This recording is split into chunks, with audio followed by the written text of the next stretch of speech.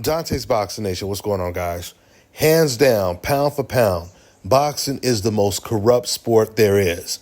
And there's a chance this Ryan Garcia situation will further expose the corruption that exists in the sport of boxing. You guys have heard me say on many different occasions, when Ryan Garcia or his legal team sits down with the commission, it needs to be documented, meaning if it's not recorded, there needs to be transcripts. And now we have confirmation that the New York State Athletic Commission, they refused to even send copies to Haney's lawyers of what was actually said between the commission and Garcia's legal team. Now, and I want to read a part of this article right here.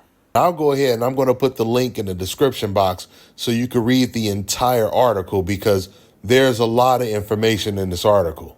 The settlement between the New York State Athletic Commission and Garcia was orchestrated almost completely on the commission's side by David Mossberg, who has been a supervising attorney with the New York State Department of State since 2006. Pat English, who Haney retained to look after his interests once Garcia tested positive for ostarine, says that NYSAC refused to send him copies of correspondence and other documents exchanged between Garcia's legal team and the commission, even though he was entitled to see them given Devin's standing in the matter. English also recounted a 75-minute conversation with Mossberg on June 18th and complained Mossberg didn't know the facts. There were a number of legal points that I don't think he understood. He kept saying things that were just plain wrong. Now let's just think about this for a second, guys. If the commission can conduct some type of negotiation, some settlement behind closed doors where nobody knows what was said, only people that know is the commission and Ryan Garcia's legal team, that means they could be taking bribes. They could be doing anything if there's no recording or documentation of what they said. I mean, even the $1.2 million that they said Garcia was ordered to pay to Golden Boy, that could have been completely made up. Meaning if the money is going to Golden Boy, it can go right back to Ryan Garcia. Or maybe it went to somebody else. We don't know because there was no transparency. I mean, the way this is going, Devin Haney, he might end up having a lawsuit against the commission as well. I mean, it just seems to me that so many people in the sport of boxing, from sanctioning bodies to these commissions, they're just so used to being corrupt that they're not used to someone challenging them legally and holding them accountable. And when it comes to old media, they usually support the corruption because it usually benefits the fighters that they favor. If there's some news that completely exposes their favorite fighters, they don't even report on it. They don't even write articles about it. I remember when Tyson Fury, the whole situation where he got in trouble for paying off someone to lie for him after he tested positive for PEDs. Him and his cousin Huey Fury, they paid off some guy to lie and say he sold them some bad meat that was contaminated. At the time, this was a really big story. It was like the biggest news in boxing.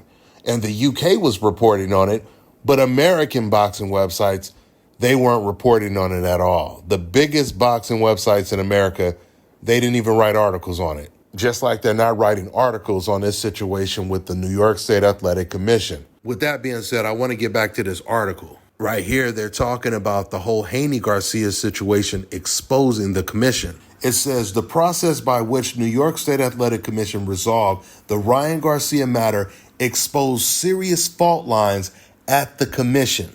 New York law provides that 5 commissioners should oversee the New York State Athletic Commission.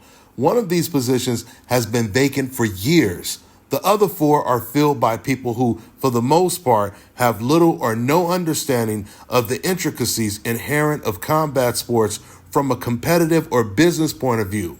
None of the 4 NYSAC commissioners even attended Haney versus Garcia. The settlement negotiations that led to the consent order agreed to between New York State Athletic Commission and Ryan Garcia were conducted over a 2-week period. 3 of the 4 commissioners were aware that the negotiations were going on but did not participate in them or vote on the resolution. The 4th commissioner was completely out of the loop. Guys, this sounds like one of them situations where a small investigation ends up opening a much bigger investigation. I mean, imagine a police officer pulling someone over for a broken taillight, then finding out the guy they just pulled over is a serial killer. I mean, this is pretty much what we're dealing with. In this lawsuit with Haney suing Ryan Garcia, it's possible that they can issue subpoenas to members of the commission. And if any of them are deposed, they're going to have to tell the truth. They're going to be asked questions about what kind of conversation took place in that Ryan Garcia hearing. They're going to have to explain that $1.2 million that was paid out to Golden Boy. Even Oscar De La Hoya might get subpoenaed. You know, as Devin Haney already said, this is way bigger than boxing. And this lawsuit can turn out to be way bigger than Devin Haney just suing Ryan Garcia. With that being said, I'm going to wrap this video up. That's all I got for now, guys. I'm on to the next one.